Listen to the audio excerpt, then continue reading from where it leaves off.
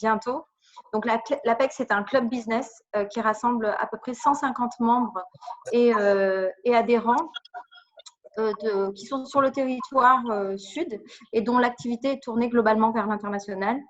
Nous sommes unis dans une vraie volonté simple de partager, d'échanger et d'augmenter notre réseau pour développer notre business.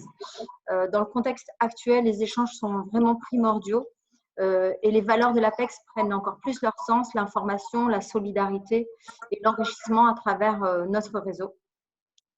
Ces webinaires que l'APEX organise permettent de créer du lien, d'apporter du soutien en nous basant sur la valeur principale de l'APEX qui est l'entraide. J'ai le plaisir de recevoir aujourd'hui Florence Valentin et Jacques Vitali. Donc, Florence Valentin, pour ceux qui ne la connaissent pas, est associée chez EY en charge d'accompagner les entreprises de la région sud. Elle apporte ses conseils stratégiques, financiers et opérationnels. Elle est aussi conseil dans le cadre de gestion de crise, anticipation, gestion de trésorerie, BFR, supply chain, restructuration. Donc aujourd'hui, elle a un vrai rôle qui prend vraiment tout son sens lors de ce webinaire. Jacques Vitali, emblématique ancien président de l'APEX, puisqu'il est resté à la tête de l'APEX durant 3 mandats. Il est docteur en économie, c'est l'ancien directeur de ACG, fonds d'investissement des PME françaises à tous les stades de leur développement. Aujourd'hui, Jacques est président de sa gestion, conseil financier investissement. Jacques comme Florence ont une vraie culture des entreprises, de la gestion de crise, des gestions d'entreprise. Ils ont proposé depuis le début du confinement leurs services, leurs compétences gratuitement à toutes les entreprises qui en avaient besoin et qui en ont besoin aujourd'hui. Et aujourd'hui, ils nous apportent leurs conseils, leur expérience, leur expertise pour piloter durant cette crise nos entreprises, nos équipes pendant le confinement, après le confinement et vraiment sur du très long terme avec une vue très loin. Voilà. Merci Nathalie.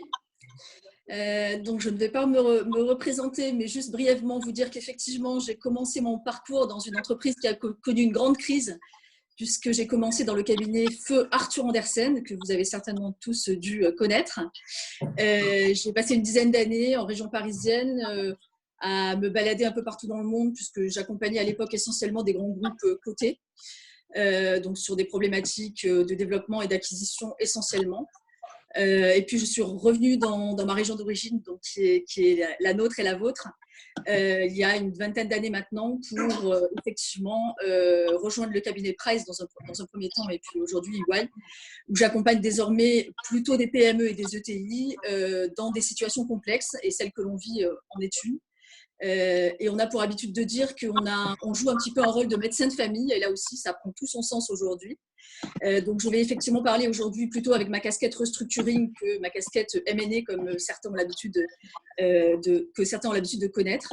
Et je vais essayer de vous proposer un petit peu les remèdes, on va dire, que l'on peut apporter aujourd'hui à nos clients dans cette situation très complexe. Donc je les ai résumés en 3 C pour que peut-être ce soit plus facile à retenir. Le premier C, c'est la communication. Le deuxième, c'est le contrôle, le retour du contrôle. Et le troisième, c'est la coopération.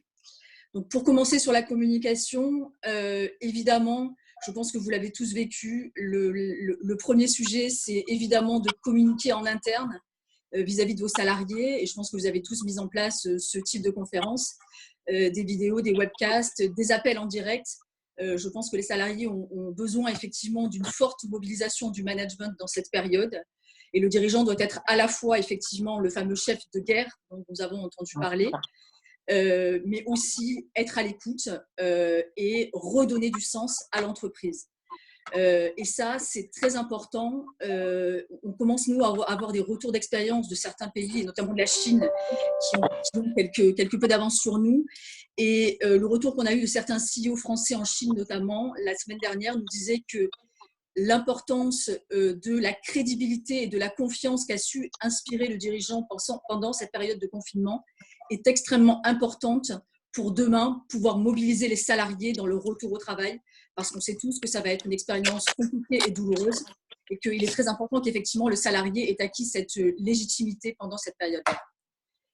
Le deuxième volet de la communication, c'est évidemment la communication en externe, vis-à-vis de vos clients, vis-à-vis de vos fournisseurs, vis-à-vis de vos banquiers, vis-à-vis de vos actionnaires. Et là, le seul message que j'aurai, c'est celui de la transparence. C'est-à-dire, aujourd'hui, effectivement, ce qu'il est important, c'est d'être totalement transparent sur votre situation, tant avec vos clients qu'avec vos banquiers, ce qui n'est pas forcément la chose que l'on fait le plus naturellement, normalement, j'allais dire.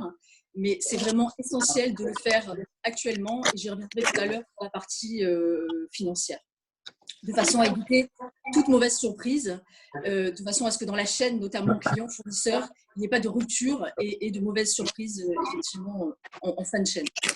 Et puis, troisième point, évidemment, mais ça, c'est une banalité, cette crise a fait apparaître la nécessité du digital. On est tous aujourd'hui derrière un écran. Et là, nous, ce qu'on peut constater, c'est qu'effectivement, évidemment, nos clients grands comptes étaient plutôt mieux préparés que les PME, évidemment les TPE, sur cette préparation face au digital. Et donc, la crise est juste un accélérateur de la transformation de l'entreprise autour de ces nouveaux outils. Voilà, le deuxième C, c'est le contrôle. Alors, c'est un peu le retour du contrôle, j'allais dire, parce qu'on était plutôt dans une période où on était un peu sur l'entreprise libérée, sur effectivement lâcher un petit peu. Aujourd'hui, il faut vraiment revenir dans un contrôle très, très fort. Le contrôle à plusieurs niveaux là aussi, au niveau de la sécurité de vos salariés, évidemment, et a fortiori le déconfinement devront se faire dans le respect des règles. Donc là aussi, il faut en appeler à un management un peu en mode guerrier, parce qu'il sera indispensable pour que les gens puissent respecter et puissent avoir cette confiance dont je parlais tout à l'heure. Et puis également, l'exemplarité. Je pense que c'est vraiment une période où vous pouvez aussi renforcer la cohésion du management et du middle management, le cas échéant, autour de vous. Et vous avez effectivement ce besoin de rassurer, même si vous-même, vous êtes effectivement dans une zone sans vraiment beaucoup de visibilité. Donc ça, c'est autour de la sécurité des employés. Et évidemment, le deuxième volet sur lequel j'insisterai plus longuement, c'est le contrôle des coûts et du cash. Évidemment, la phrase bien connue « cash is king » aujourd'hui prend tout son sens. Donc pour nous, aujourd'hui, le seul outil que vous devez mettre en place, si ce n'est pas déjà fait, c'est un outil de suivi de la trésorerie qui doit vous permettre de piloter au quotidien la trésorerie. Et ça, en aucun cas, ce n'est à déléguer. C'est vraiment le rôle du dirigeant aujourd'hui, éventuellement de son directeur financier, si vous en avez un. Mais ce n'est certainement pas le rôle de l'expert comptable. Et les experts autour de vous sont là pour vous donner des outils, pour vous donner des méthodes, mais en aucun cas vous remplacer dans ce pilotage. Alors, nous, ce qu'on peut vous conseiller en la matière, c'est notre recommandation, c'est d'établir un prévisionnel de trésorerie à 13 semaines. Pourquoi 13 semaines? On va y revenir, c'est parce que c'est l'horizon à la fois court, mais j'allais dire suffisamment long aujourd'hui, qui va vous permettre de mettre en perspective tout ce qui peut se passer pendant cette période. Et ce prévisionnel, il ne faut pas le bâtir comme peut-être vous avez eu l'habitude de le faire, juste avec un PNL, un compte de résultat, et transformer ça en élément de cash, mais il faut vraiment le bâtir à partir d'une situation comptable, si possible la plus récente possible, et après en modélisant toutes les lignes en fait, de votre compte de résultat.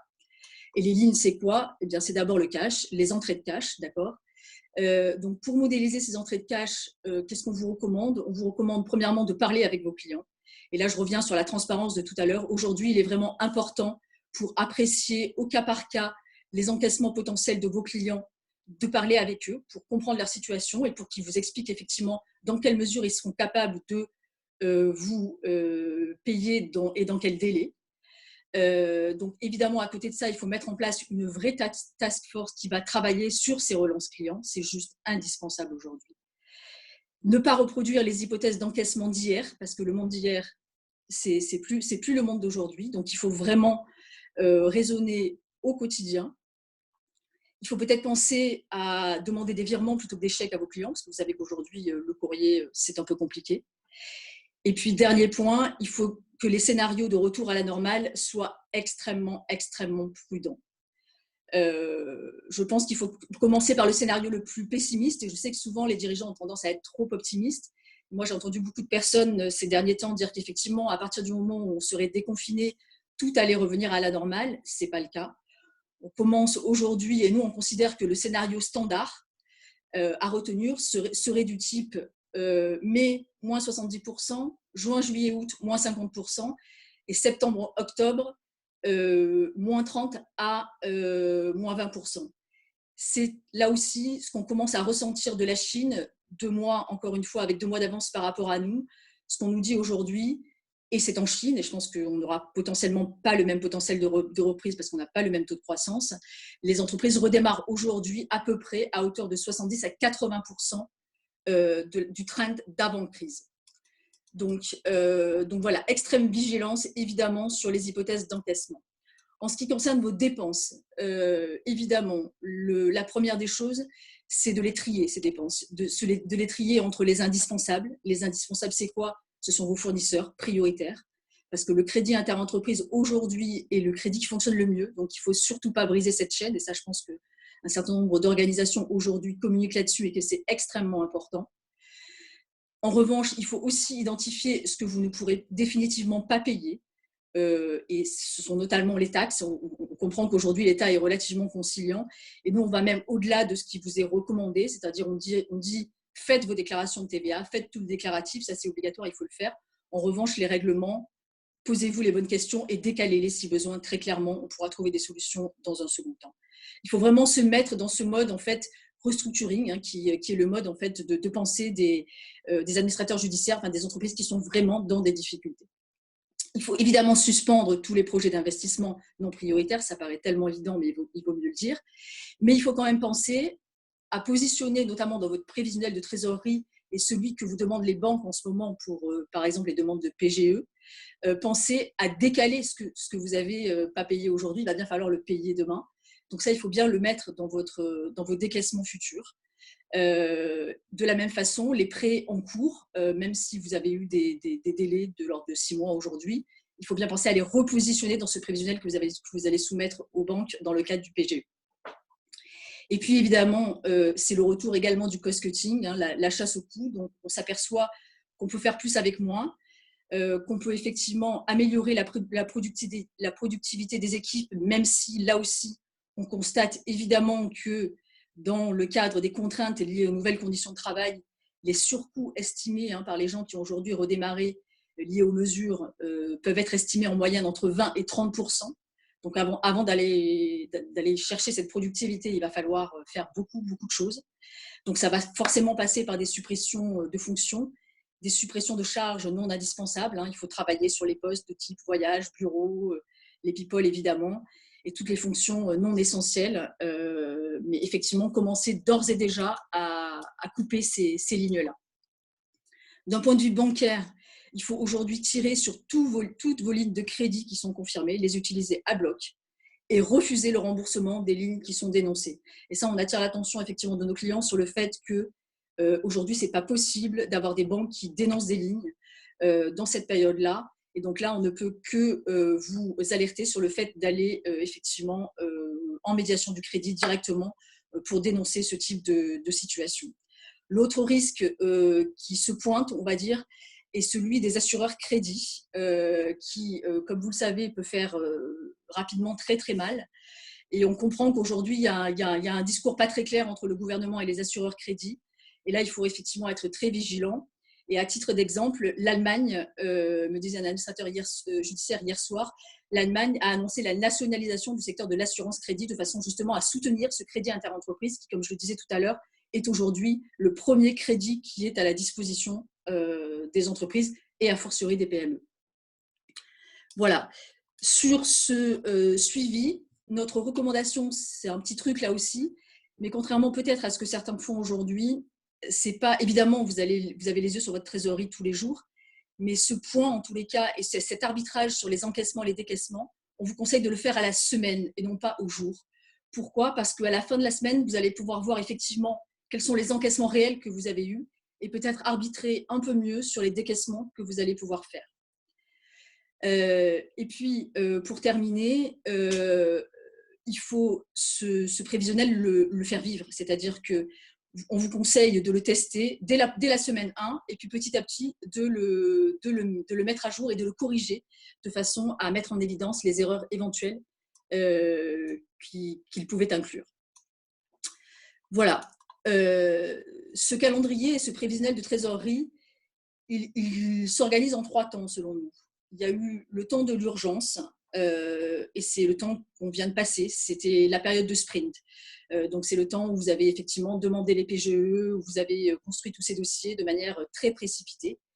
Et ça, c'est un mode de gestion très particulier sur lequel Jacques va peut-être nous donner un exemple un petit peu concret de la posture que doit avoir le dirigeant dans cette phase de sprint. Et après, on reviendra sur le marathon. Bon, merci Florence, c'était clair ce que tu disais. Alors, bon, moi d'abord, une chose importante, je ne vous parlerai pas de social ou d'humain, mais aujourd'hui, je pense qu'il ne faut pas le négliger. Les mois, les semaines à venir vont sans doute nous mettre en avant beaucoup de difficultés humaines. J'espère qu'on continuera à être solidaire. Tout le monde m'entend parce que je ne vois plus rien, moi, hein, mais bon. Alors, au-delà de ce que je voulais vous dire, bon, évidemment, ce qui est très, très important, c'est le cash. C'est votre position cash. Donc, il faut sauver cette position cash à court terme. On ne peut pas penser à après-demain si demain n'est pas résolu. D'accord? Donc, il faut du cash. Toutes les solutions que je vais vous proposer sont simples. Moi, c'est des petits conseils généraux et assez iconoclastes. Alors, premier élément. Je pense qu'il faut d'abord bien prioriser les choses. Et je vais essayer de parler pas longtemps. Hein, donc, je vais essayer il faut bien prioriser les choses. Bon, j'ai été manager, bon, c'est comme ça me permet de me présenter, mais d'une société israélienne quand j'étais beaucoup plus jeune, durant la première guerre du Golfe, donc en pleine guerre et en pleine crise. J'étais dans un monde de soldats travaillant dans une entreprise, mais c'est les officiers supérieurs très souvent. Ils avaient fait des guerres, 6 jours au Liban, etc. Et ils avaient des références militaires à toute leur stratégie. Alors, ceux qui me connaissent savent que j'ai tendance à utiliser certaines références à ce niveau-là. Et une que j'ai souvent employée, c'est l'exemple de l'urgent, de l'important. Il faut bien distinguer de ce qui est urgent, de ce qui est important. Et c'est l'exemple de la grenade et de la bombe atomique. Vous avez une grenade dans un coin de la pièce. Cette grenade, elle va exploser. Et vous savez en même temps que vous avez une bombe atomique qui est partie d'Iran, qui va vous arriver sur la tête aussi. Qu'est-ce qui est important? Si vous ne vous occupez pas de la grenade, la bombe atomique, vous ne la verrez même pas venir. Donc, il faut gérer cette urgence. Et aujourd'hui, l'urgence, la grenade, c'est le cash. Donc, important, votre travail à 200% d'être tourné là-dessus. Alors, pour ce qui est du cash, à court terme, qu'est-ce qu'on peut faire aussi? Quelques exemples. Hein. Vous pouvez revoir vos schémas d'approvisionnement. Et là, je pense aujourd'hui, on achète très loin. Alors évidemment, quand on achète loin, on achète des marchandises, il faut payer le transport, payer d'avance en Asie, hein, payer le temps de production et payer le transport. Et très souvent, on peut en avoir pour 3 mois. 3 mois, et si on a 3 millions engagés dans un achat en Asie, eh bien, on peut-être, si on achète local, ou en tous les cas pas très loin, économiser 2 millions de cash.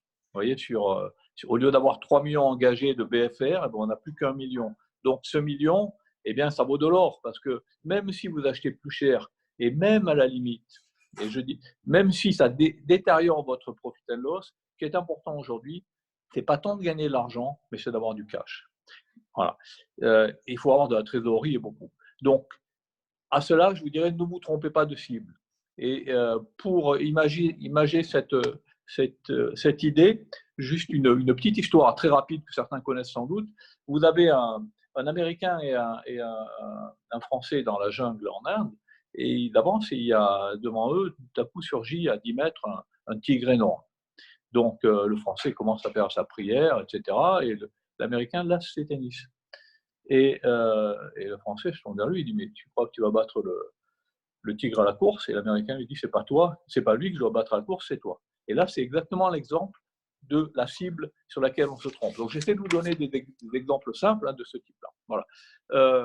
Par ailleurs, si vous produisez à côté de chez vous, d'ailleurs, vous avez peut-être un avantage sur vos concurrents, c'est-à-dire vous pouvez attaquer le marché en prévoyant des livraisons rapides sur tous les produits. Moi, c'est ce que j'ai fait par le passé dans une société en disant, je peux vous livrer à 3 jours partout en Europe, parce que les concurrents, ils achetaient en Asie. Et moi, à 3 jours, je peux vous livrer dans les stocks de base, partout où vous voulez en Europe. Donc, ça nous a permis de gagner des parts de marché. Deuxième élément, c'est sur les stocks aussi. Alors là, vous pouvez utiliser de vieilles méthodes. Et moi, je pensais à la méthode ABC, que vous connaissez sans doute. Vous classez vos stocks en 3 catégories. Et une fois que vous avez vos 3 catégories, vous voyez dans la catégorie C ceux qui ne tournent pas et peut-être qui ont peu de marge. Et dans ce cas-là, eh bien, soldez-les, vendez, faites rentrer du cash. C'est une des solutions, mais c'est toujours un moyen de faire rentrer du cash dont vous avez besoin pour continuer à vivre. Voilà. Ensuite, bon, alors en termes de stratégie, pour rester dans la stratégie militaire, ne jamais rester sur la défensive. Et il faut toujours attaquer. Ça, c'est une des grandes leçons de la stratégie israélienne dans laquelle j'ai participé un moment. Donc, en sortie de confinement, si vous avez des capacités, attaquez.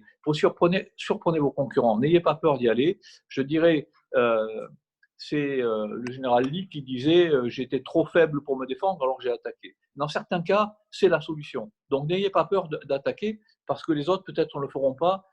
Ils seront faibles comme vous. Ensuite, et je pense que le dernier point, concentrez votre action. C'est-à-dire que quand on est petit, il faut concentrer son action. Les exemples militaires ne manquent pas. C'est Alexandre qui bat l'armée de Darius 10 fois supérieure à lui parce qu'il a concentré son attaque sur un point. C'est Napoléon qui faisait la même chose. Et moi, le DG de la société israélienne en Israël me disait, il était officier dans l'infanterie, il me disait, Jacques, si l'ennemi a 100 chars, ce n'est pas la peine d'avoir 100 chars, il en faut 10 placés au bon endroit et tu pourras le battre. Donc, retenez ça, il faut concentrer. Ça veut dire concrètement, vos actions, ne partez pas tous azimuts. Ne mettez pas tout votre petit budget marketing, par exemple, dans des tas d'actions. Voilà. Donc, ne noyez pas votre cash et rappelez-vous que dans cette période de crise, tout cash perdu, eh bien, est un drame. Voilà. Donc maintenant, je laisse la parole à Florence. Alors, donc, je reviens effectivement sur le calendrier en 3 temps. Donc, on a vu qu'effectivement, il y avait cette période de gestion d'urgence des 30 premiers jours, celle qu'on vient finalement de passer. Et aujourd'hui, on rentre dans le moment actuel qui est une période où, en fait, vous devez être dans l'anticipation. Alors, l'anticipation, soyons clairs, aujourd'hui, c'est se projeter à 2-3 mois maximum. C'est ça qui est demandé. À commencer par, évidemment, prévoir cette fameuse sortie du confinement. Donc, c'est là où le prévisionnel 13 semaines dont je parlais tout à l'heure prend tout son sens. Donc, c'est là où, effectivement, il faut établir les scénarios de redémarrage que vous pouvez imaginer, avec, comme je le disais, toujours penser à cette version pessimiste. Volontairement, j'insiste un peu là-dessus, mais c'est important. Et je pense que vis-à-vis des banques, il faut être totalement transparent sur ce sujet-là aussi et plutôt anticiper les mauvaises nouvelles que les bonnes. Donc, modéliser les besoins de cash sur cette base-là, à cet horizon-là, et essayer d'anticiper les éventuelles crises de liquidité. Parce que nous, ce qu'on ressent aujourd'hui, c'est qu'effectivement, aujourd'hui, la plupart des entreprises, même si on n'en a pas parlé, mais évidemment, il y a certaines sociétés qui étaient déjà un petit peu en difficulté et qui sont exclues pour la plupart de ces mécanismes, et ça, c'est un vrai sujet.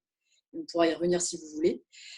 Mais pour la plupart d'entre vous, effectivement, ce trésor de guerre, entre guillemets, est en train d'être constitué parce qu'effectivement, les PGE arrivent et donc, vous avez, entre guillemets, aujourd'hui de la trésor. Mais surtout, cette trésor, notre premier conseil, c'est de ne pas l'utiliser tout de suite. Il faut vraiment le garder, ce trésor, et essayer de le consommer le plus lentement possible.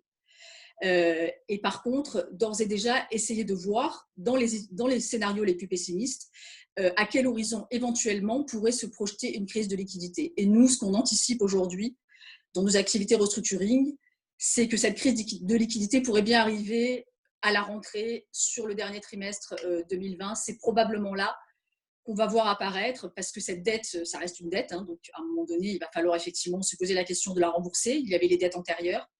Et c'est là où, effectivement, risquent d'arriver les problèmes les plus importants. Donc, l'idée, c'est bien d'anticiper tout ça et de mettre en place aujourd'hui les stratégies de recherche de fonds aussi pour essayer de pallier à ces problèmes-là. Donc, les fonds, on peut aller les chercher où ? Évidemment, en obtenant des délais de paiement auprès de vos fournisseurs.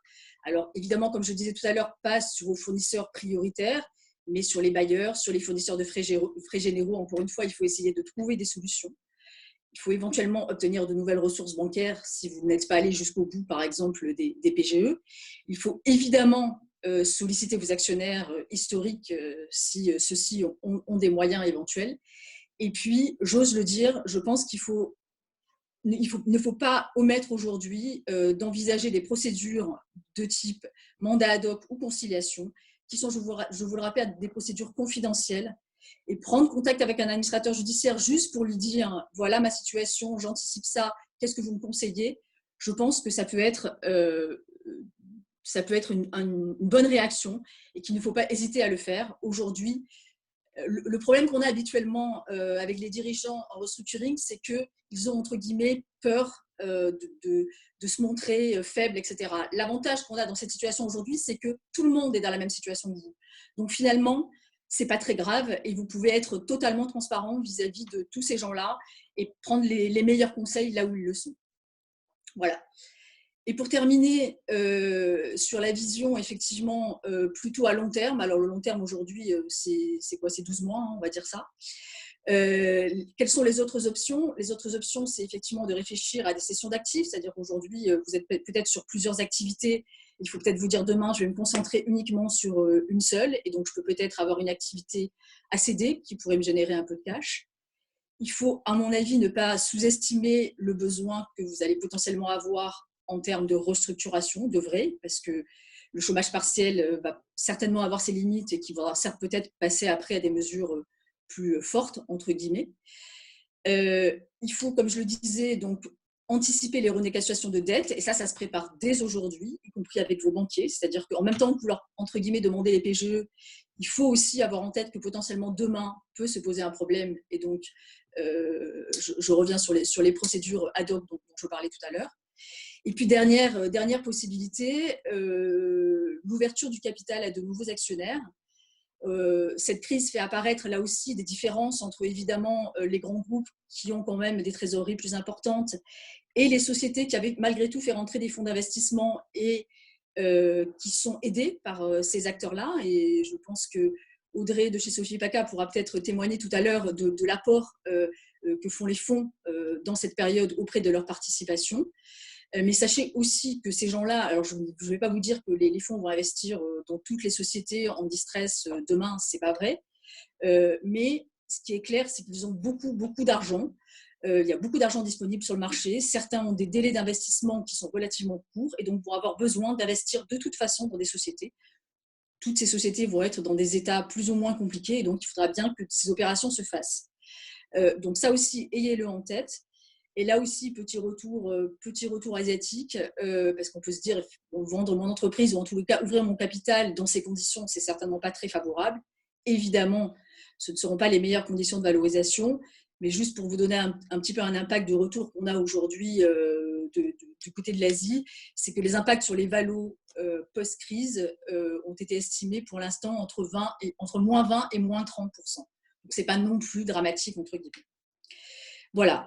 Et je vais recéder la parole à Jacques, qui va nous donner quelques exemples de cette gestion, alors non plus en mode sprint, mais plutôt en mode marathon, puisqu'effectivement, comme je le disais, on est là dans une durée. Ok, merci Florence. Alors en mode marathon, effectivement, moi je vous parlerai donc de quelques exemples et puis je terminerai sur la partie que je connais aussi parce que c'était mon métier, c'est l'investissement.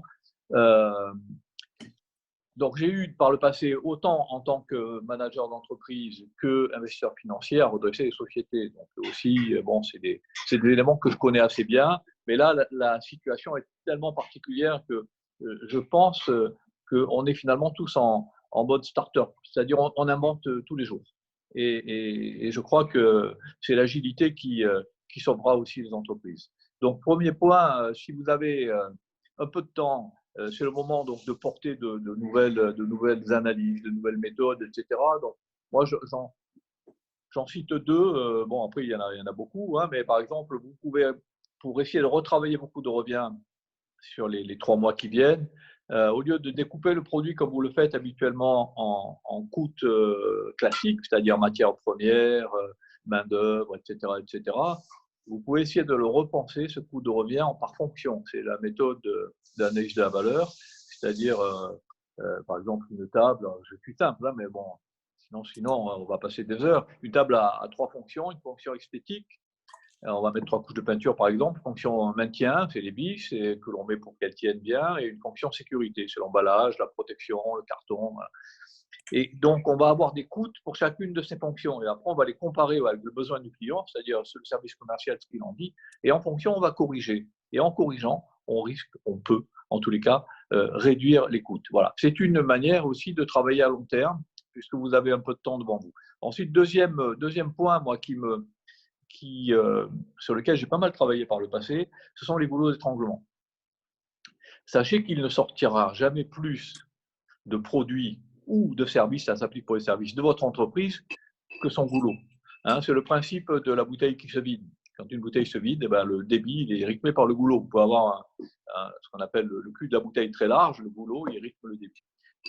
Alors, un exemple simple dans une industrie pour que vous compreniez ce que je veux dire. Si vous fabriquez des produits en poudre à raison d'1 tonne par jour, et qu'ensuite vous devez les ensachez, et que vous ensachez à raison de 500 kilos par jour, eh bien, il est inutile de concentrer des efforts sur la production, hein, ou même à d'autres niveaux, c'est-à-dire des stocks un peu partout. Le rythme il va être rythmé, il va être sur le débit, il va être sur l'assachage. Donc à ce moment-là, c'est ce point-là, soit que vous devez élargir, ou alors c'est réduire les investissements dans la capacité de production, puisque vous êtes en surproduction. Alors l'exemple est très simple, mais si vous décomposez toute votre entreprise comme ça, vous verrez que ça peut parler. Et ça marche aussi d'ailleurs pour les tâches administratives. Donc vous pouvez les construire comme ça à travers des différentes goulots, capacités de traitement, etc. etc. Voilà.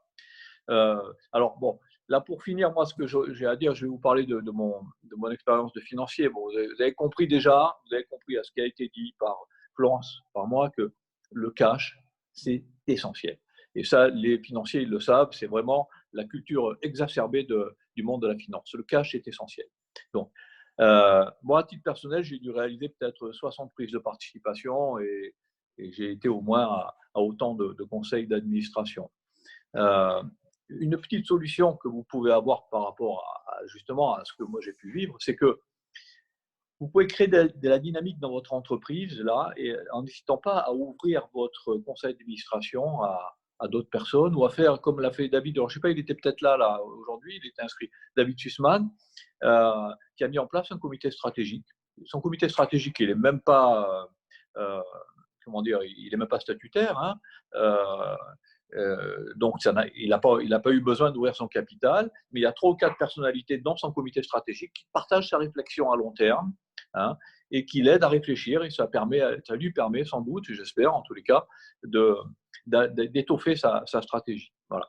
Au sujet des investisseurs financiers, alors, plus encore aujourd'hui qu'hier, mais un peu comme le pape, je vous dirais, n'ayez pas peur. En ce sens que, bon, moi j'ai été investisseur, si vous trouvez les bons investisseurs, si vous avez des gens avec lesquels ça se passe bien, hein, il n'y aura pas de raison. Tout le sujet, il est en amont, avant d'ouvrir son capital, c'est toute la négociation, le juridique.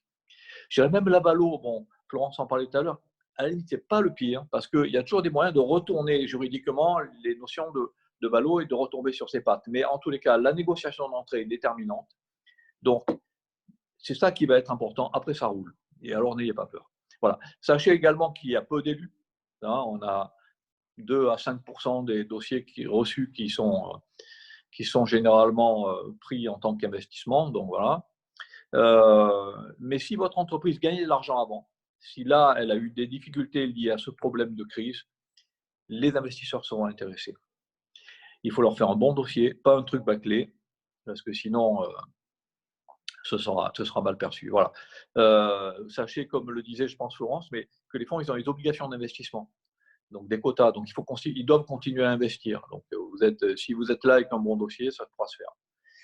Enfin, sachez que malheureusement, il n'y a pas de fonds de retournement en région. Parce que certaines régions ont des fonds de retournement, il n'y en a pas dans notre région. C'est un sujet j'ai évoqué avec Nathalie parce que je pensais faire quelque chose avec l'APEX, etc. Mais bon, c'est vrai que c'est un peu compliqué. En revanche, je suis en relation avec des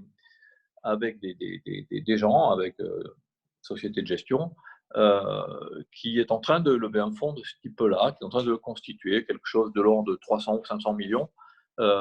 C'est national, mais moi j'aurais proposé de faire une poche régionale de l'ordre de 50 millions, basée donc sur du retournement, c'est-à-dire bon, les boîtes en difficulté. C'est-à-dire là, vous êtes en difficulté, c'est même pas les fonds classiques, ils n'iront pas. Voilà, donc c'est à suivre. Je ne sais pas ce que ça va donner, mais j'ai discuté là ces derniers jours. Voilà, pour ma part, j'ai terminé. Donc pour terminer effectivement sur le deuxième volet, donc qui était le contrôle, effectivement, je dirais en synthèse que il faut savoir tenir le cap en changeant de cap. Voilà, donc c'est pas simple, je vous l'accorde, mais c'est effectivement ce qu'il faut retenir du moment.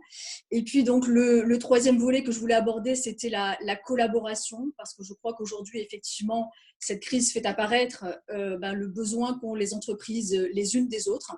Et cette collaboration inter-entreprise qui est née notamment au travers de certaines initiatives solidaires qu'on peut constater dans la région, par exemple, pour parler de FASC. Je ne sais pas si Jocelyn est là aujourd'hui, mais en tous les cas, c'est une magnifique initiative qui consolide autour d'un même projet des plusieurs dizaines d'entreprises.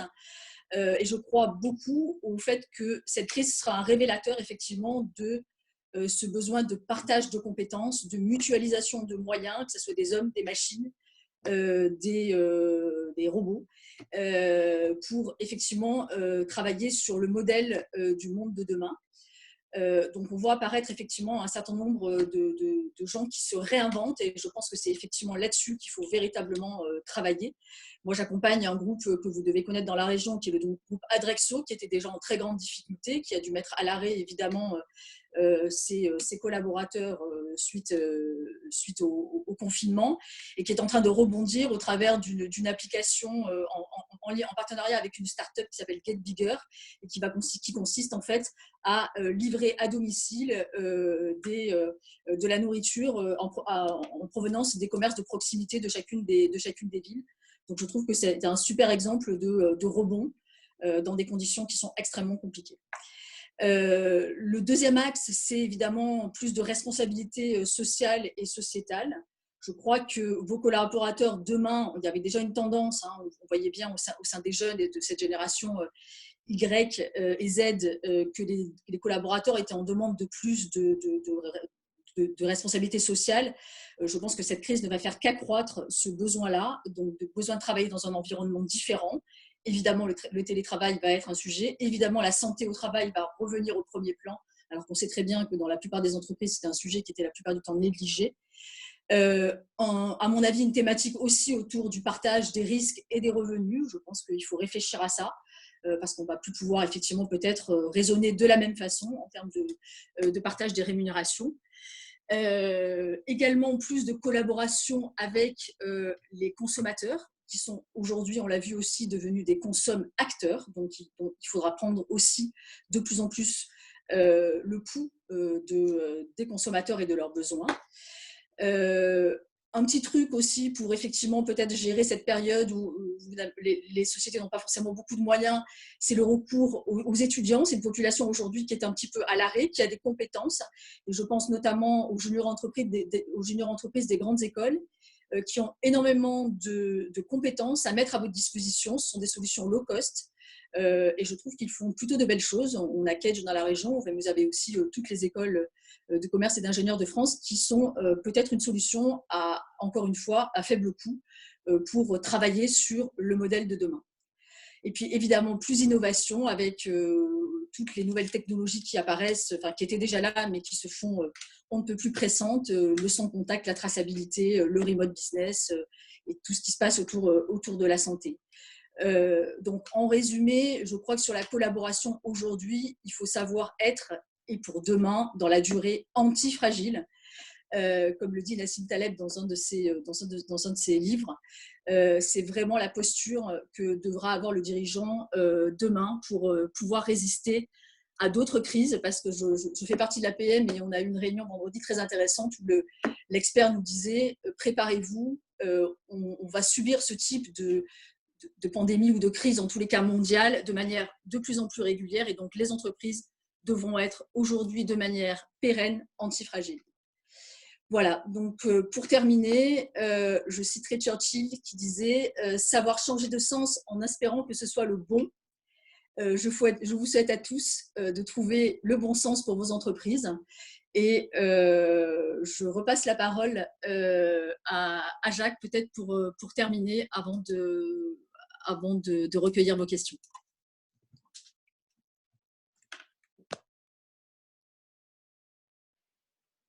On a encore perdu Jacques. Ah, on a perdu Jacques. On a perdu Jacques. Je te remercie en tout cas, Florence. Merci à Jacques. On va attendre de le recevoir. Jacques, tu nous entends? Anna, son micro ne marche pas. Son micro est activé. Voilà, ça avait coupé, c'était débranché. Ah, ça y est. Je suis là. Jacques, un petit mot pour la fin?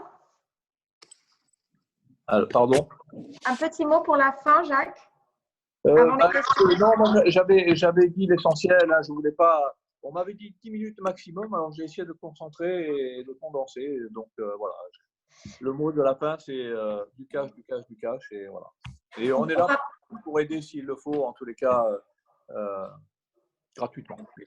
Je rappelle que Jacques, comme Florence, se mettent à disposition de chacun de vous. Donc, vous n'avez pas besoin d'être membre de l'APEX, des entreprises qui ont besoin, ne serait-ce que pour lecture de vos comptes, de vos business plans avant de les transférer à la banque dans le cas d'un PGE, ou si vous n'avez pas le droit d'un PGE, de trouver des solutions avec eux alternatives pour la santé économique et financière de vos entreprises. Ils se tiennent à votre disposition et si vous avez besoin de leur numéro de téléphone ou de leur mail, n'hésitez pas à revenir vers Anna ou vers moi. On vous fournira leurs coordonnées. En tout cas, ils mettent leur temps à disposition gratuitement pour qui en a besoin. Donc, juste pour faire un petit peu le point cash et surtout ne pas perdre en tête le fait que cette crise, au-delà de l'instant T et de octobre, va durer très très longtemps et qu'il faut vraiment être en mode warriors, guerrier pour tenir le coup et que d'après ce qu'a dit tous les signes et toutes les informations que Florence nous a données, c'est peut-être une crise qui va se renouveler au travers de d'autres situations. On va donner la parole à Christophe Clarinard qui a une question à poser. Alors, bonjour à tous. Merci de me donner la parole. Pour ceux qui se souviennent de moi, je suis colonel de gendarmerie, jeune retraité, mais j'étais et je suis toujours le référent intelligence économique et stratégique pour la région Provence-Alpes-Côte d'Azur. J'étais intervenu au profit de l'APEX il y a déjà 2 ans sur une conférence sur l'IE et sur un dîner-débat sur l'IE. Et je remercie vraiment Florence et Jacques pour leur intervention qui est tout à fait dans l'esprit de ce que je suis encore aujourd'hui, puisque étant réserviste opérationnel, je suis ça avec mes camarades. Je voudrais attirer votre attention, le cash, tout simplement, toutes nos entreprises vont en avoir besoin. Sachez que les réseaux mafieux et tous ceux qui ont de l'argent aujourd'hui liquide, qui doivent réinvestir dans l'économie réelle pour le blanchir, vont profiter du besoin de nos entreprises de ce besoin d'argent, de ce cash.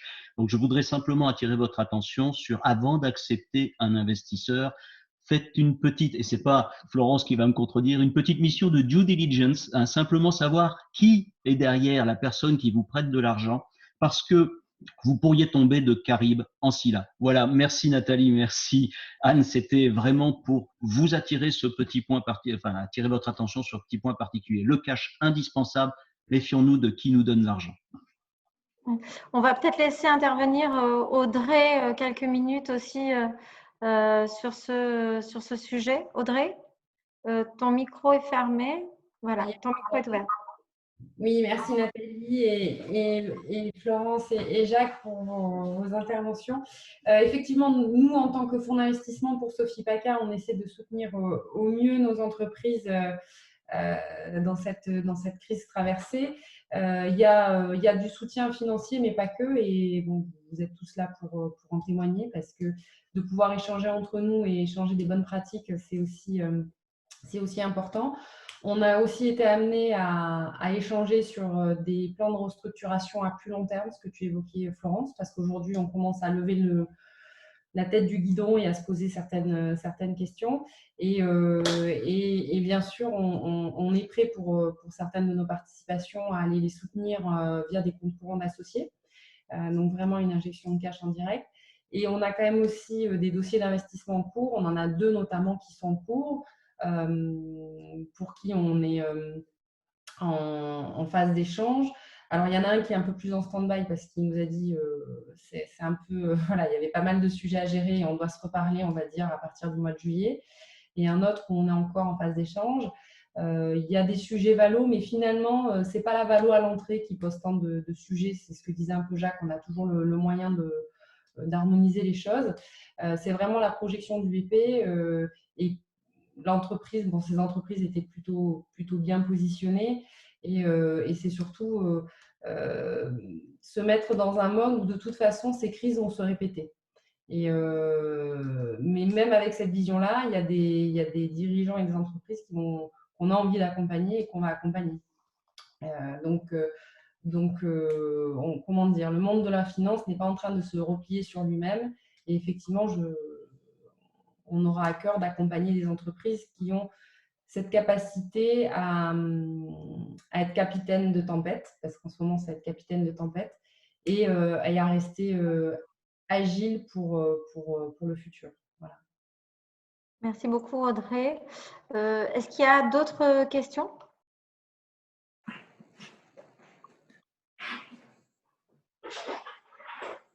Jacques, tu veux intervenir? Oui, juste un truc, parce que ce que disait Audrey est intéressant. Et c'est vrai que quand on investit dans une société, enfin, moi, quand j'investissais, l'importance, c'était bien sûr le produit, le marché, etc., mais c'était qui on avait en face de soi. Et donc, le sujet du capitaine qui tient la barre pendant la tempête, eh bien, je vous assure que c'est vrai aussi pour l'entreprise. C'est-à-dire, si c'est un bon capitaine, même en situation difficile, il tiendra. Donc, soyez de bons capitaines, c'est ça qui est important également. C'est-à-dire, il faut bien tenir la barre. Mais dans les entreprises, les investisseurs regardent vraiment le profil du dirigeant, la personne, sa personnalité, le ressenti que l'on a vis-à-vis de lui. Voilà. Merci beaucoup, Jacques et Florence pour cette séance. Gardez le cap et moi je suis aussi pour la bonne synergie avec son équipe. Donc c'est un bon capitaine, c'est un capitaine qui tient bien son équipe et qui montre à son équipe que d'abord il est sûr de lui même quand il n'est pas très sûr et qui entraîne son équipe dans un challenge. Et aujourd'hui on est d'autant plus challengé, peu importe les entreprises, les équipes qu'on drive et les entreprises qu'on mène, les activités que nous avons. Je pense que la positivité dans tout instant est extrêmement important. Il y avait un deuxième point que j'aimerais bien soulever, c'était le fait de pas aujourd'hui, et tout à l'heure Florence en a parlé, il ne faut pas se sentir faible comme on pouvait l'être précédemment de nos problématiques, de nos problématiques financières, de nos problématiques de gestion, de nos problématiques management. Aujourd'hui, on est plus dans la solidarité. C'est vraiment ce qu'on a senti durant ces dernières semaines, ces derniers mois. Et donc, de demander autour de soi, comme dans des genres de conseils d'administration fake qu'on peut créer, demander à d'autres entrepreneurs de nous aider, de nous conseiller. C'est extrêmement important aujourd'hui, la solidarité, et dire j'ai besoin d'infos, j'ai besoin d'aide, je ne sais pas comment gérer ce point ou ce point. Je pense qu'aujourd'hui, c'est vraiment de cette façon-là qu'on va tous avancer et s'en sortir grandi. Voilà, je voulais vous remercier à chacun d'être présent aujourd'hui. La semaine prochaine, Audrey, qui est intervenue et qui travaille chez Sophie Paca, sera l'intervieweur de Christophe Baralotto, qui est à la fois entrepreneur, puisqu'il est cofondateur de Corée Farm, et investisseur, puisqu'il est associé chez Joint Venture. Et on aura tout le plaisir d'échanger sur les finances, côté entreprise, côté investissement.